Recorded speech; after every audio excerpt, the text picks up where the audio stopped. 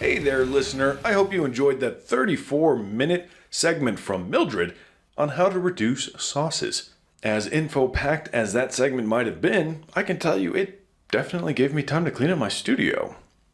Now, in the meantime, I also prepared to talk to you about today's show. The rest of today's show, I should say. And I am excited to talk about this week's farmers market. We have the annual mutated crop competition. Now, we run a farmer's market every single week here in Fig Garden, but each time we try to do things a little bit differently to shake it up. Just like the goal of this show, it never hurts to bring a little positivity to the apocalypse. Thanks for joining me today, and I'm going to tell you about this year's runners-up. Now, they haven't exactly voted on which vegetable is going to win the best yet, but here are the few. At least, these are some of the ones that I like the most. First up, we have electric zucchinis. Zucchinis won a prize this year for their ability to generate static electricity, which can give a mild shock when touched without proper insulation. Shocks are usually harmless, but they can be strong enough to power small LED lights, right? So we're looking into maybe rigging them up for some simple security systems or lighting. In fact, Dusty told me that once he tried to harness the power of these things before they really came to market to light up his porch. I remember it actually. He rigged up a series of zucchinis in a chain, connected by wires, and during a small little party that he was throwing out front, he proudly showed off his zucchini grid, as he shouted. However, when he flipped the switch, the sudden surge didn't light up the bulbs, but instead shocked everybody attending, causing a simultaneous yelp, followed by, luckily, laughter from everybody there.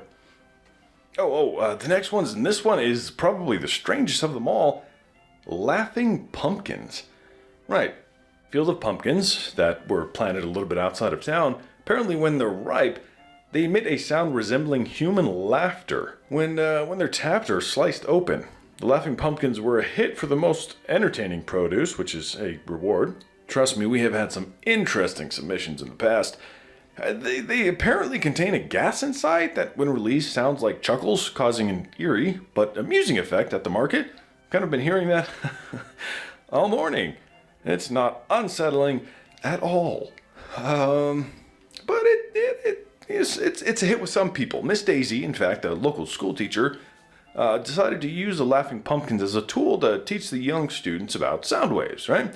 During the lesson, she said, every time a student answered a question correctly, they got to slice a pumpkin. The classroom echoed with laughter both from the pumpkins and the delighted children, which was really nice. It turned an ordinary science lesson into a really memorable class for the year. Next up, we have invisible strawberries. These strawberries reflect light in such a way that they appear nearly invisible. They took home the prize for the most elusive produce, which I didn't know was a category until this year. Apparently, they're a challenge to pick, but are said to be exceptionally sweet and flavorful, making them a sought-after delicacy. I asked for one, and the seller said sure, said he'd toss me one, opened my mouth, he threw nothing, and had a nice good laugh. Still haven't had one of those yet, and I would like to. I'll see if I can get my hands on some later. Speaking of hands, fire-breathing chilies. You gotta not touch these things without gloves on. These extraordinarily spicy chilies literally emit a small flames when they're cut open, kind of like the opposite of the pumpkins. You cut the pumpkins, you get laughter. Cut the chilies, you get pain. Apparently, it's a result of volatile oils that can ignite upon contact with the air. They won the first prize for the most dangerous produce, which is a very, very common category in this little competition of ours. But not only were they a novelty, but daring home cooks around town have been using them to flame grill meats and vegetables directly in the pan. Apparently, it adds a smoky flavor. I haven't had a chance to try one yet.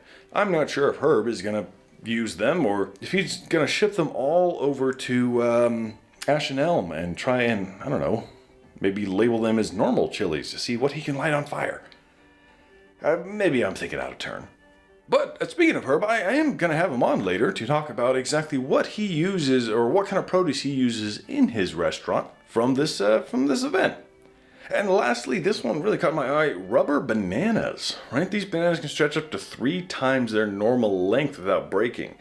They won the prize for the most amusing produce, which is also one of my favorite.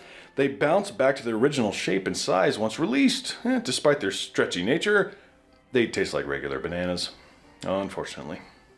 But those are the ones that really stood out this year. There's also the other classics, like some glowing fruits and vegetables, some that are of extraordinary size. Pretty sure there was one that was also biting at people. That's what I heard. I haven't quite seen that one yet. I'm going to head out there probably next break and see if that's true. I'll report back. Speaking of reporting back, I actually have a message to you from the town council. Now this goes to all Fig Garden citizens as well as anybody who's hoping to visit our town. They have asked me to mention that everyone be a little bit more vigilant during the evening hours, as they have received, unfortunately, multiple reports of a figure being seen moving around in the dark of the night. Now, this is an active town. Not everybody goes to sleep at the same exact time. Plus, we're kind of a trade route destination, right? People come and go. But this figure seemed to kind of flee when approached or confronted, which usually means they're kind of not up to anything good. So, if you are a citizen or even a passer through and you hear this message and that happens to be you and you wanted to run away because you just didn't feel like talking, you're an extreme introvert, or maybe you hadn't bathed that day, let me know, or let the town council know. I'm sure they would love to get that off of their shoulders to know that it's just a normal person doing normal things. Yeah, they're a little worried about it, to be honest with you. Additionally, they wanted me to reiterate to please stop leaving the side access doors open on the town wall. Marshall covered that when he was in town a while ago, and he made that call, or he called in and he kind of explained how the side access doors were being left open, and that stopped for a while, and they've kind of started up again. Not really sure why. But the town council is urging you that if you are exiting the side access gates, which a reminder, you should not be, unless you're security, to close them behind you. They can let all kinds of critters in. So that's a security issue, folks. We got to protect our town, right? So let's make sure they're closed all the time. Please. Oh, speaking of town council, again, they're voting on how to handle the Sludge River. 2 official methods have come up, and they are picking between the 2. We have the option A, divert it to one of the many canals crossing the landscape, and hope that it doesn't cause any other future issues. Or option B, build a containment wall out of dirt, which it doesn't seem to eat through, and try and stop it in place. Now, the town council are the ones who ultimately make the choice, but if you would pick out of those 2, what would you do? Oh, did you know that you can literally call me or even text me on your mobile machines and I can answer you? I want to know what it is you think we should do. How can we save Fig Garden from this? The number is in the info of this broadcast. Literally, call or text. I'm right here. I want to hear from you guys. Getting a little lonely in this shack all by myself. I'm hoping Hamish will stop by soon, but until then, I'd love to hear from you guys. Okay, speaking of hearing from, Dusty. He has a radio ad for this broadcast, and I'm going to play it for you right now. Here you go. Howdy, folks. This here's Dusty, your local tinker mechanic from just down the way. Now, I hope this message finds y'all's in a mighty fine spirits. Listen, I've been cooking up something real special in the shop. I can't say too much yet, but let's just say it might change the way we see things around here. Now, here's where y'all come in. I'm in need of some peculiar bits and bobs, you know, them little shiny things that help you see better.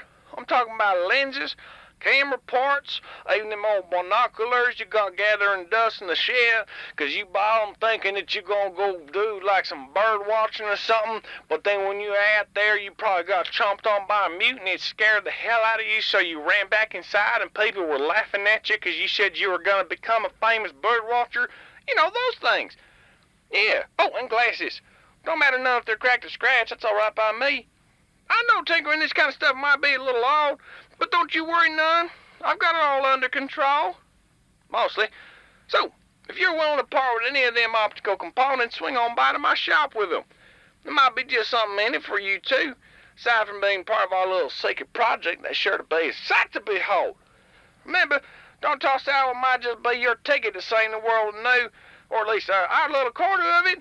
Drop by Dusty's where old things get new life. Now, y'all take care now and keep those peepers peeled for anything shiny. Dusty, over and out! Well, I should ask Dusty what he's cooking up in there. Dusty has been known to make some experiments or projects that might or might not be exactly the safest things around. I'm gonna go see some other time, probably after the show. Anyways, I got Herb on the line while I was playing Dusty's ad, and he's here to talk about how he uses the mutated vegetables and fruits in his restaurant. I'm gonna click him over and, hey Herb, how you doing? Hi there, Jack. How's it going this morning? It's going pretty good, Herb. How you doing? Oh, not so bad, not so bad. I woke up this morning with arthritis in my feet, so my toes were aching. Oh, I'm sorry. That's fine, I don't need sympathy. Okay. Anyways, so, you brought me on here to talk about the downfall of the S&M? No, Herb, I brought you on to talk about... I know that, I know. Calm down, I'm messing with you. So, mutated vegetables and fruits and stuff, yeah? Yeah, talk to me. Tell me, how do you use them in your restaurant? Well, first, I was wondering, have you heard anything else about Marshall coming back with a water tower? I need fresh water. Herb, you have fresh water, okay? The filter's fixed. The water tower's just for, like, town safety, water storage. But no, I actually haven't heard from them in a little while. Kind of, I think it's more important that we worry about their health than it is that we specifically concentrate on just the water tower. I know that, Jack. Look, I'm worried about them too, all right? Water tower's not that important. They're more important. I was just wondering if you heard anything. Oh, not lately. I'm gonna reach out later. Citizens, if you have heard anything about the scouting party, let me know. Yeah. But anyways, Herb, no, I hope they come home soon. I know it's been a little while. Yeah, it has. Besides, I miss Marshall coming in. He always had the nicest things to say about my waffles. Yeah, he really did like those waffles, huh? Doesn't mean dead. He does. He did, like when he came in the past. Uh-huh. Are you expecting him to die? No, Herb. Come here. Vegetables. Fruits, mutated vegetables and fruits, please.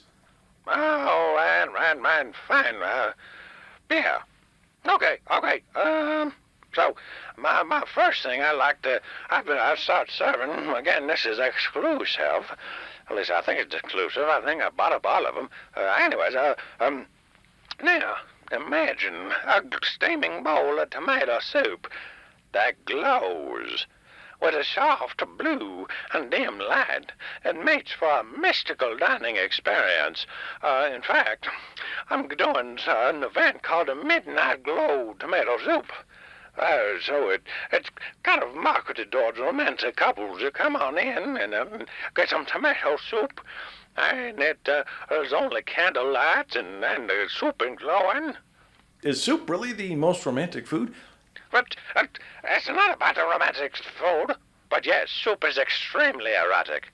That's not what I asked. I said romantic. Yeah, tomato, potato. No, those are not the same thing. They're related. That's not... Glowing tomato soup, huh? Glowing tomato soup? Yeah. So is it only available at your nighttime thing? No, it's available all the time. What? While supplies last.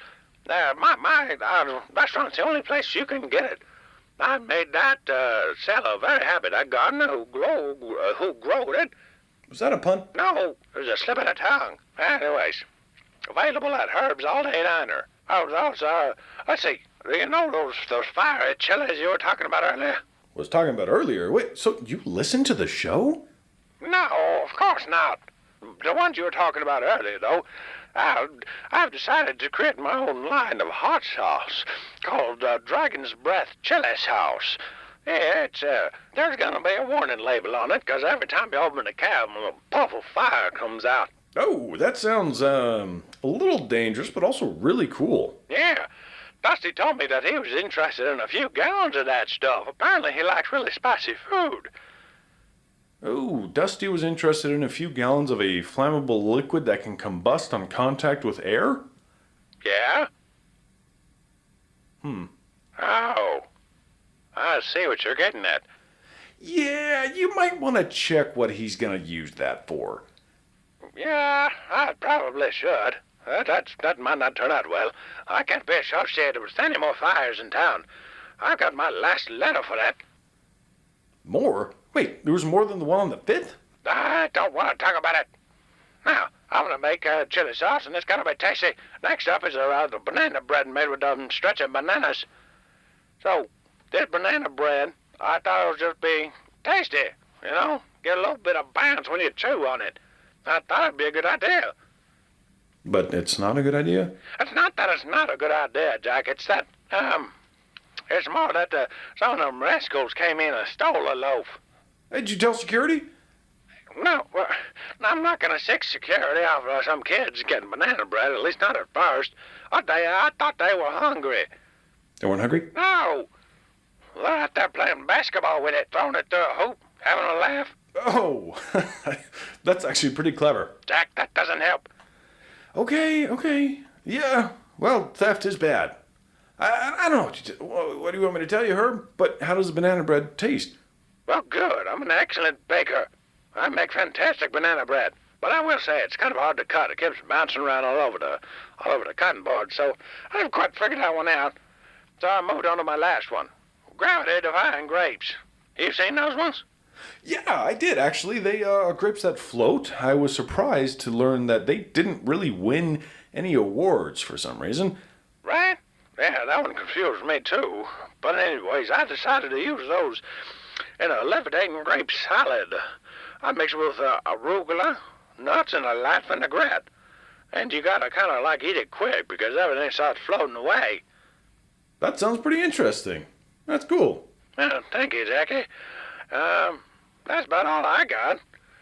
But, you know, a lot of them other vegetables in there, that might not be fit for consumption. Yeah, that's true. Now, I'm sure those things would be easily purchased and sold at the National... Don't you do it, stop it. You cannot say that. That is slander. Who's gonna stop me? Herb, can you respect my show, please? Fine. We cannot prove that they would or would not be sold at the National. Thank you. That's a little bit better, I guess. Thank you, Herb, for coming on the show and talking to us about the wonderful ways that you use the mutated plants found in fig gardens, farmers market, annual mutated plant, fruit and vegetable competition. Yeah, you're welcome. So do you still need the second half of the day off? Yes, Herb, I do. That's how I'm going to go see the farmers markets, by getting the half day. I'm working half day today. All right. Fine. I just didn't want Marie coming in and taking up your shift. She creeps me out. Yeah, I know. She's always licking her lips while she looks at me. Makes me uncomfortable. Makes all of us uncomfortable, Herb, but there's not exactly people rushing to work at the diner. So you gotta take help where it comes. Well, everybody's too busy eating here to work here, 'cause it's the best diner in town. Yep, yes it is. Yes it is. All right, Jack. Well, I'll see you for your half shift, you lazy boy. Bye. Bye, Herb. I'll see you later. Okay. Now it is time for a break. But before we go to the break, I'm going to play you a song. And after that wonderful song, we're going to come back and do a segment on how to booby trap your home when you go on vacation. But first, Alexander's Ragtime Band, sang by Billy Murray. Please enjoy.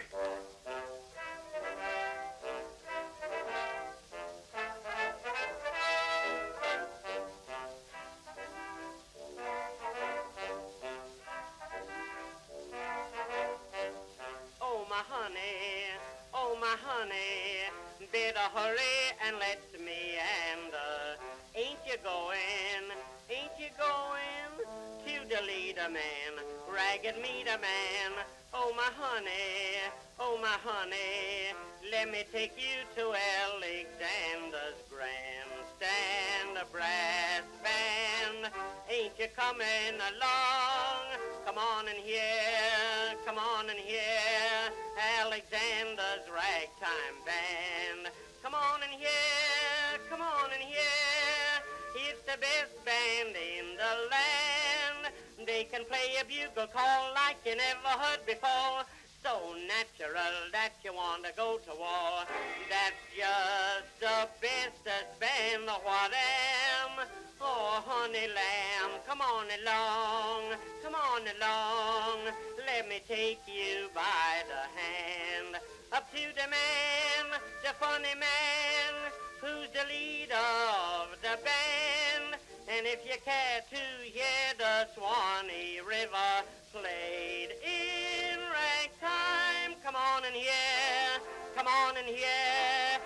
Alexander's ragtime band.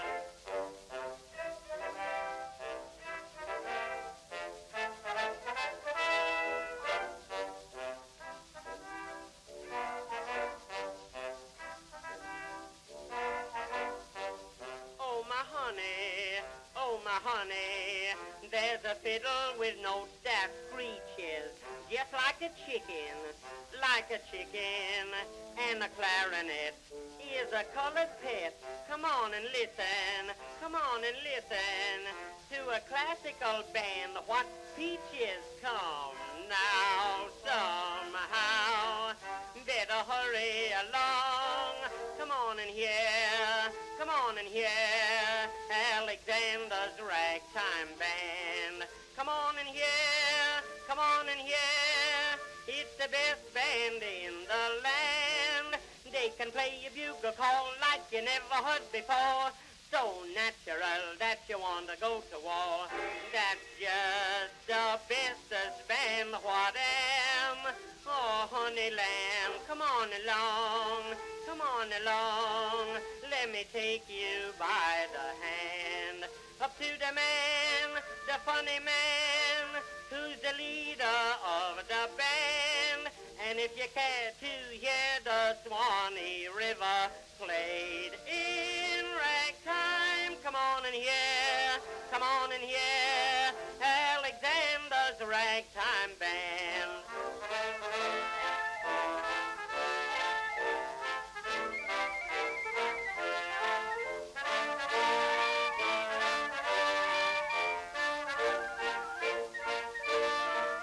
They can play a bugle call like you never heard before. Ain't that just the bestest band, what am? Oh, honey lamb.